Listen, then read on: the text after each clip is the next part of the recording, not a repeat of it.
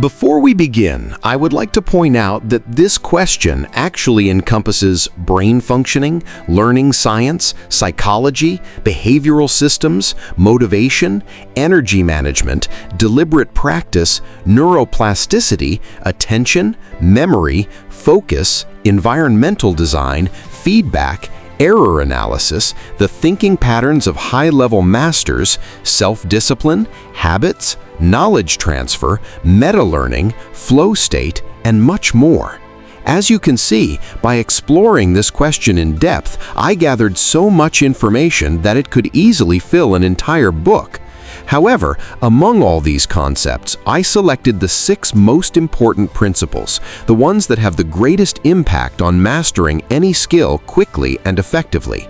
In this video, I will break down and analyze these 6 key principles in detail. If you would also like me to cover the remaining topics, let me know in the comments and share your thoughts.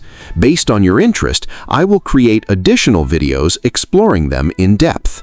Here's something strange. 2 people start learning the same skill on the same day. Same material, same amount of time, same level of intelligence.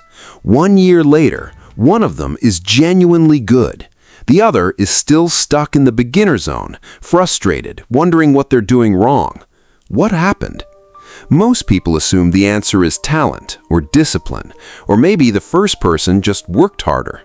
But when researchers actually studied world-class performers, chess grandmasters, elite athletes, concert musicians, exceptional programmers, they discovered something that turned conventional wisdom upside down. The difference wasn't how much they practiced, it was how they practiced. And buried inside that distinction is a system, a complete operating system for learning that most people never encounter, not in school, not in university, not in any career advice you've ever received. Today, we're going to walk through that entire system. By the end, you'll understand not just what to do differently, but why it works, all the way down to what's happening inside your brain. Part 1. The invisible problem. Let's start with the honest truth about how most people learn. They watch videos, they read books, they collect information, they attend courses, they take notes, and then they wonder why they're not improving. Here's the problem. Almost everything we call learning is actually just exposure. Watching a video is exposure. Reading a chapter is exposure. Listening to a lecture is exposure. Exposure and skill are not the same thing. Think about it this way. You've spent thousands of hours in cars. You understand how traffic works. You know what a traffic light means. You could describe in detail how to drive. But none of that makes you a better driver. Only driving makes you a better driver. This sounds obvious when you say it out loud, but in practice, almost everyone violates this principle constantly. We confuse the feeling of learning with actual learning. Reading feels productive, watching feels educational, but if you close the book and try to use the skill, nothing comes out. The reason goes deeper than laziness or distraction. It goes into the biology of your brain. Part 2. What your brain actually does. Your brain doesn't store information like a hard drive. It builds patterns, it strengthens connections, and it does this in response to one specific trigger: repeated use. Here's the key mechanism. Every time you practice something, actually do it, not just read about it. The neurons involved in that action build a stronger connection. Over time, those connections get wrapped in a fatty substance called myelin, which acts like insulation on a wire. The more myelin, the faster and more precise the signal. This is why expert performers can do things that look almost effortless. A chess grandmaster sees the board and the best moves seem obvious. A master programmer reads code and instantly recognizes patterns. A veteran salesman senses where a conversation is going before it gets there. It isn't magic, it's myelination. It's what happens when you've done something so many times in the right way that your brain has physically rewired itself. And here's what this means for you. Your brain strengthens whatever you repeatedly do. If you repeatedly watch videos without applying anything, your brain gets better at watching videos. If you repeatedly write code, even imperfect, messy code, your brain starts building the actual circuitry of a programmer. There's also something called active recall that most learners completely ignore. When you read something and then reread it, your brain barely registers the second pass. But when you read something, close the book, and force yourself to remember it, you create a much stronger memory trace. The act of trying to recall is itself a form of practice. You are literally exercising your memory every time you attempt retrieval, even when you fail. And sleep. People underestimate sleep dramatically. While you sleep, your brain sorts through the day's experiences, strengthens important connections, and consolidates new memories. Studies have consistently shown that sleeping after learning significantly improves retention. Sometimes an extra 2 hours of sleep does more for your skill development than 2 more hours of practice. Your brain is not a passive container. It is an active system that responds to what you do, when you do it, and how deeply you engage. Part 3. The Universal Framework. Now we can talk about how to use all of this, because it turns out that virtually all skill mastery, regardless of the field, follows the same underlying structure. Think of it as a 5-step framework that applies whether you're learning programming, languages, music, business, or any other complex domain. Step 1. Decompose the skill. Almost no one does this, and it's the first thing experts do instinctively. When you say, "I want to learn English," you haven't said anything useful. English isn't one skill. It's listening, speaking, reading, writing, vocabulary, and pronunciation. These are separate abilities that develop at different rates. When you say, "I want to learn programming," that's equally vague. Programming breaks down into logic, algorithms, debugging, system design, and problem solving. Why does this matter? Because you can't improve a blur. You can only improve a specific thing.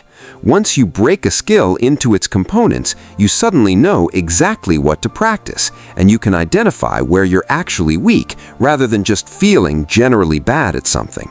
Step 2. Find the core reps.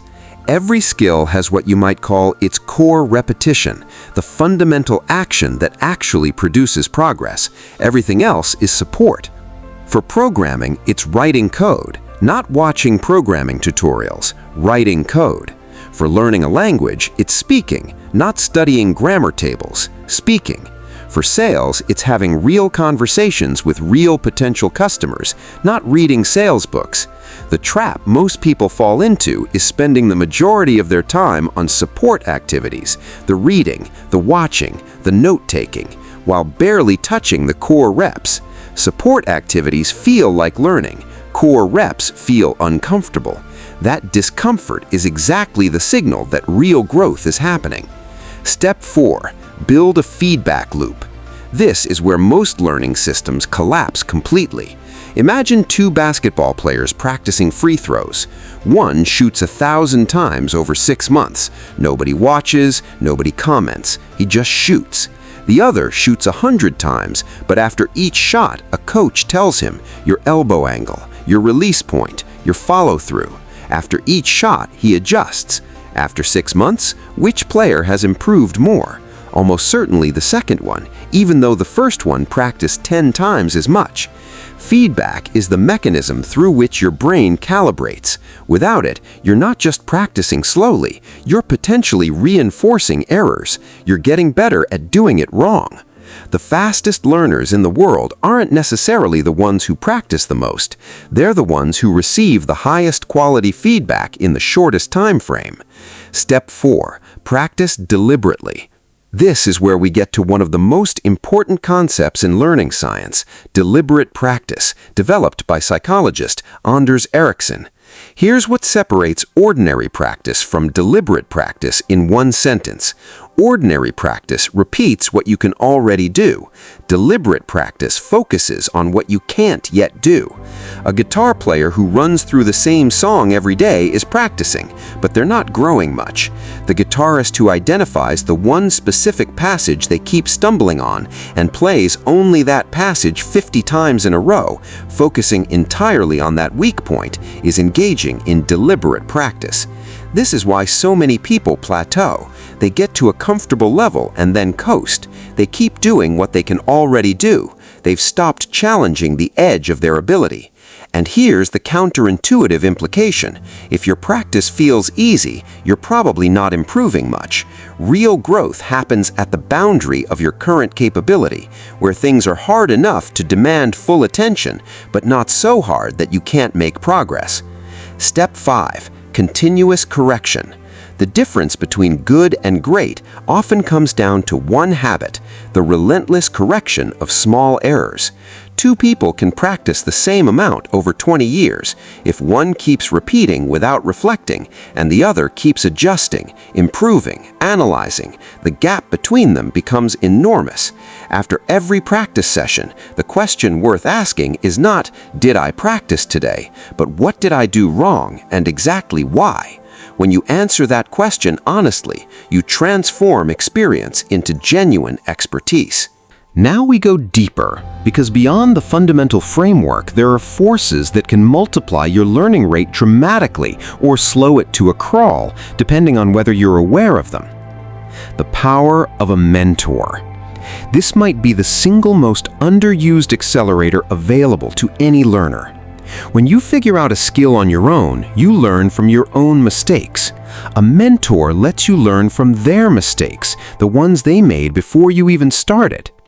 Think about what that means. Years of trial and error compressed into a conversation. Wrong paths you'll never walk down because someone who already walked them told you they were dead ends. A mentor doesn't have to be a personal coach. Biographies of exceptional people function as mentors in book form. A well-structured course from someone who genuinely mastered a field is mentorship. Even AI, used strategically, can function as an available-at-any-hour expert who answers questions, challenges your thinking, and identifies your gaps. The architecture of your environment. Here's a truth that most self-improvement advice glosses over. Motivation is not as reliable as environment. You can decide with great conviction that you'll practice your skill every morning. Then your phone is on your desk, and notifications arrive, and one thing leads to another, and suddenly an hour has passed. The question isn't, do I have enough willpower? The question is, have I built an environment where the right behavior is the easiest behavior? World-class performers tend to design their surroundings deliberately. They reduce friction for deep practice. They increase friction for distraction. They understand that willpower is a limited resource, and they'd rather not spend it on resisting temptation when they could just remove the temptation. The people around you. This one is uncomfortable to say, but the evidence is consistent. The people you spend time with set your baseline sense of normal. If everyone around you is building skills, starting projects, experimenting with new ideas, then doing those things feels like the obvious thing to do. If the people around you have settled into routine without growth, then growth feels unusual and effortful. This doesn't mean abandoning relationships. It means being intentional about seeking communities, online or offline, where skill development is treated as normal. Real projects. There is a gap between knowing and doing that only real projects can close. You can understand every concept in programming, but until you build something real, something that breaks, gets fixed, breaks again, and eventually works, you haven't actually become a programmer. Real projects are powerful because they combine nearly every learning mechanism at once. You apply knowledge, encounter problems, discover your gaps, generate genuine feedback from reality, and have something to show for it. Theory tells you what might work. Projects tell you what actually works. Part 5. The AI Advantage. Now, we're living in a moment that is genuinely without historical precedent for learners. For most of human history, access to high-quality teaching was scarce. If you wanted expert feedback on your writing, you needed to know an expert. If you wanted to practice difficult conversations before they happened, you needed another person willing to role-play with you. That constraint no longer exists in the same way.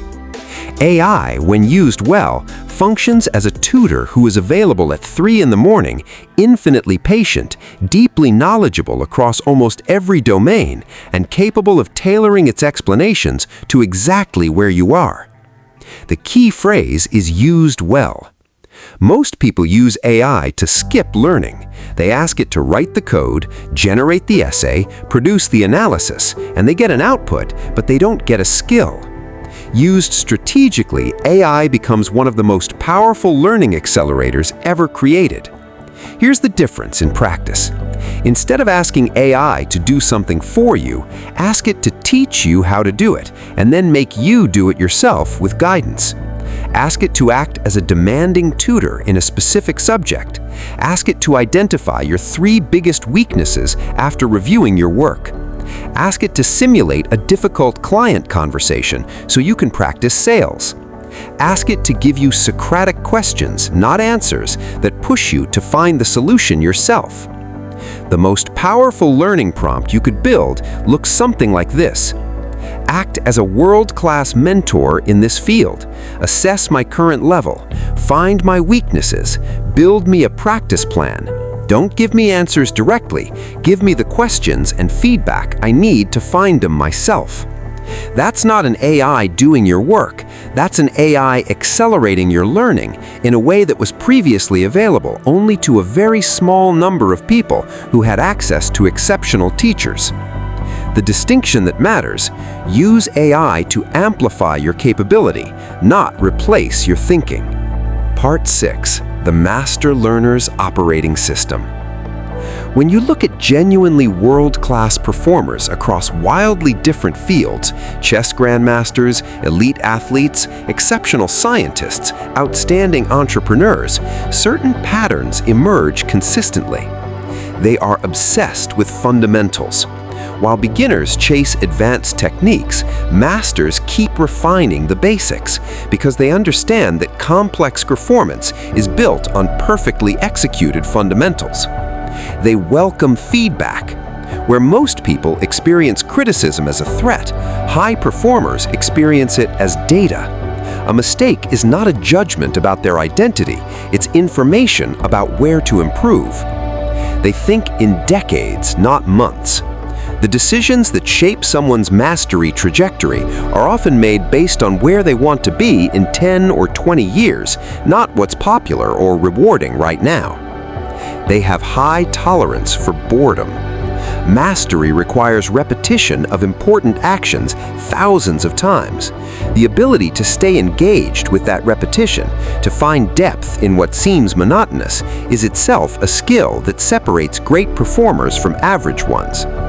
And they never stop being learners, even when they've reached the top of their field. One more thing, they build systems, not routines of motivation. Motivation is unreliable. It arrives and disappears. Systems run independent of motivation. A system is a scheduled practice time, a defined feedback process, a regular review of your weaknesses. When motivation fails, and it will, the system keeps running. Conclusion: the deeper principle. Let's bring this together because there's a deeper insight underneath all of it. The fundamental problem with how most people approach learning is that they're trying to collect knowledge when they should be trying to build capability. Knowledge is static, capability is dynamic. Knowledge sits in your head, capability shows up in what you actually do. The entire framework we've walked through, decomposing skills, finding core reps, building feedback loops, practicing deliberately, using AI as a mentor, designing your environment, all of it is in service of one thing: accelerating the process by which knowledge becomes capability. And here's what's remarkable about that process once you understand it. It compounds. The first skill takes you a year to develop. The second takes 8 months. The third takes 5. Not because the skills got easier, but because you got better at learning itself. That's what meta-learning actually means. Not a clever study hack, not a productivity technique. It's the recognition that the most important skill you can develop is the ability to develop skills. In a world that keeps changing, where the tools, the industries, the technologies of today may be obsolete in a decade, the learners who understand how learning works are the ones who don't get left behind. The question isn't what skill you should develop next. The question is, do you have a system for developing it? Build the system. The rest follows.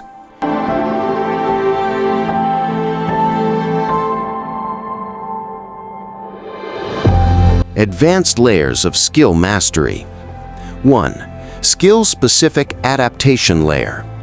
While the fundamental principles of learning are universal, the way they are applied varies significantly depending on the type of skill being developed. Physical skills. Examples: sports, martial arts, dancing. Primary mechanisms.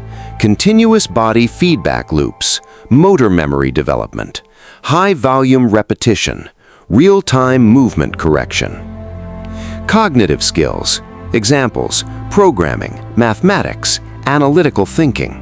Primary mechanisms: building accurate mental models, problem decomposition, abstract reasoning, systematic debugging and error correction.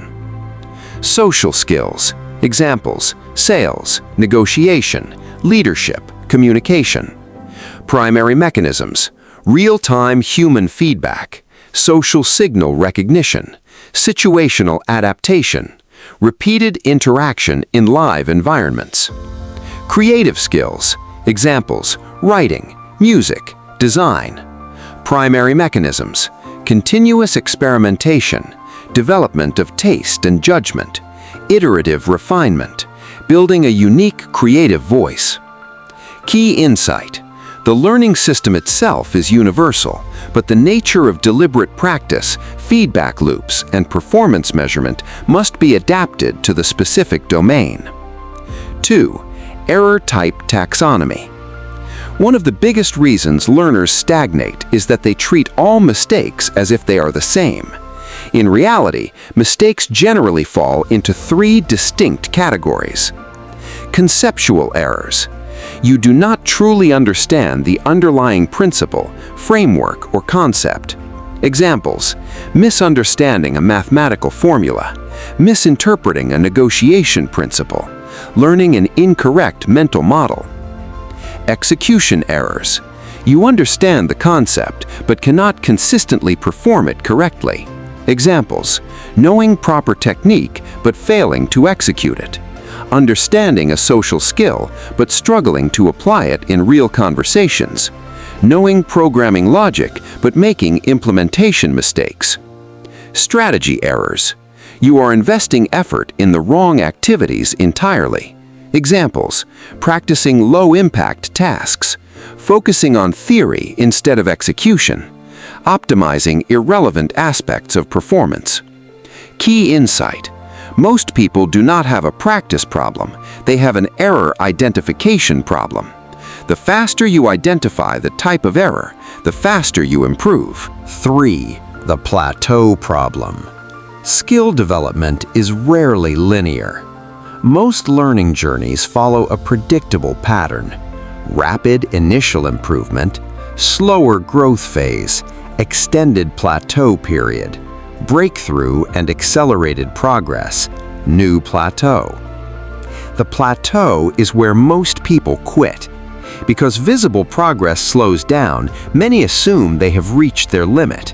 In reality, plateaus are often signs that the current system has extracted most of its available gains.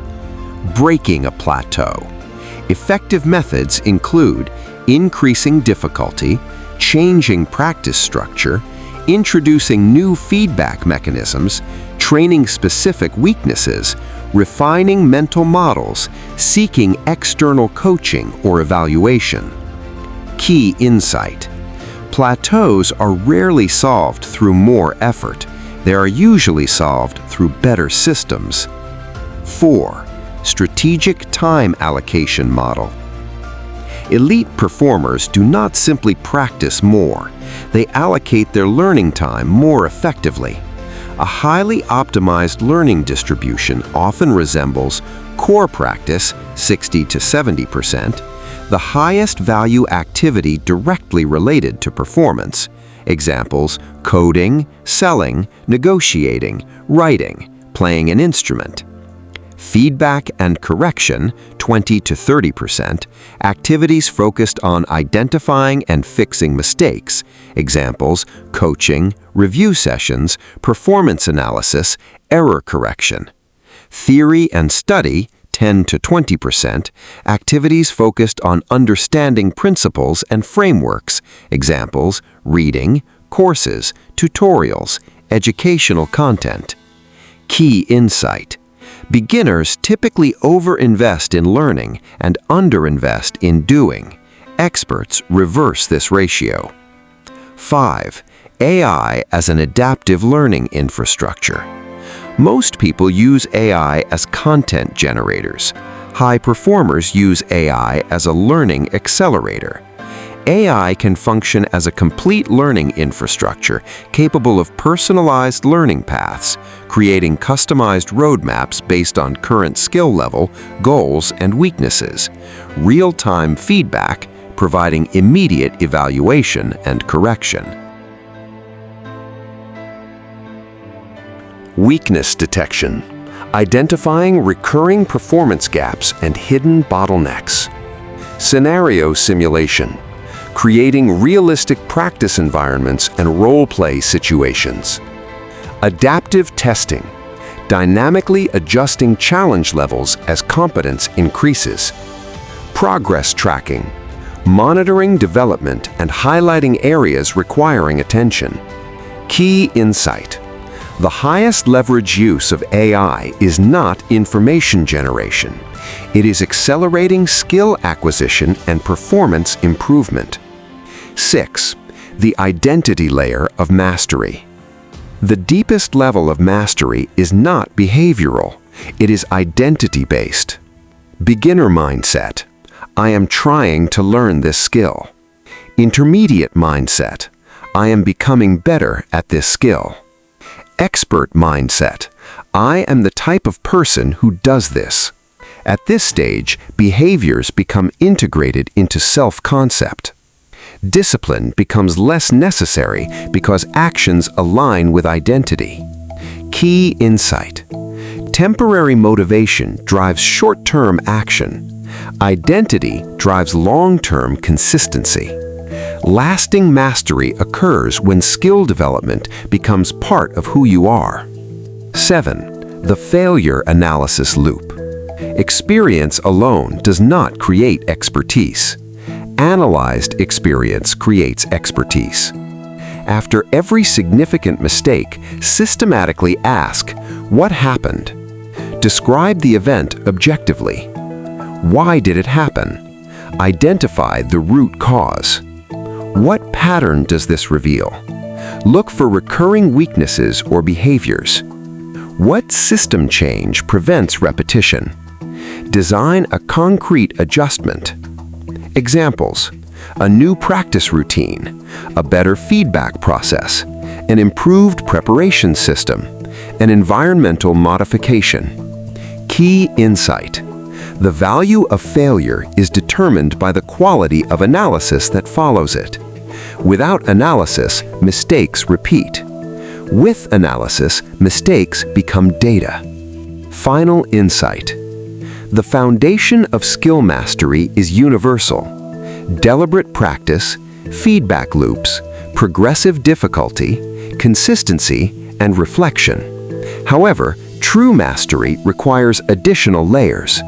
Adaptation to the specific skill domain, precise error diagnosis, strategic management of plateaus, intelligent allocation of time and effort, leveraging AI as an adaptive learning system, identity transformation, structured failure analysis. Together, these components form a complete framework for long-term skill acquisition, continuous improvement, and eventual mastery. Mastery is not the result of talent. Mastery is the result of a well-designed system, continuously refined over time. Recommended books for deeply understanding effective learning and mastery. The following books can significantly improve your understanding of skill acquisition, effective learning, deliberate practice, and the path to mastery. Each offers unique insights that can help you learn faster, practice more effectively, and achieve higher levels of performance. Recommended reading list. Mastery by Robert Greene. Mastery by George Leonard. Peak: Secrets from the New Science of Expertise by Anders Ericsson and Robert Poole. Make It Stick: The Science of Successful Learning by Peter Brown, Henry Roediger III, and Mark McDaniel. Ultralearning by Scott Young. Deep Work by Cal Newport. Mindset: The New Psychology of Success by Carol Dweck. A Mind for Numbers by Barbara Oakley. Why these books matter.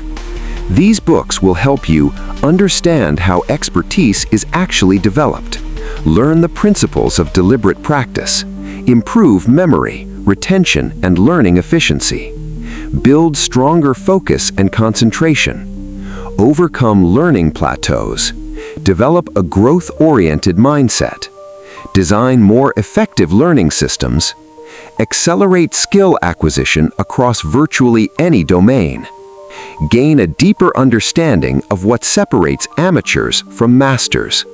Final thought: if your goal is not simply to learn, but to learn efficiently and reach a high level of mastery, these books provide some of the most valuable frameworks, research, and practical strategies available.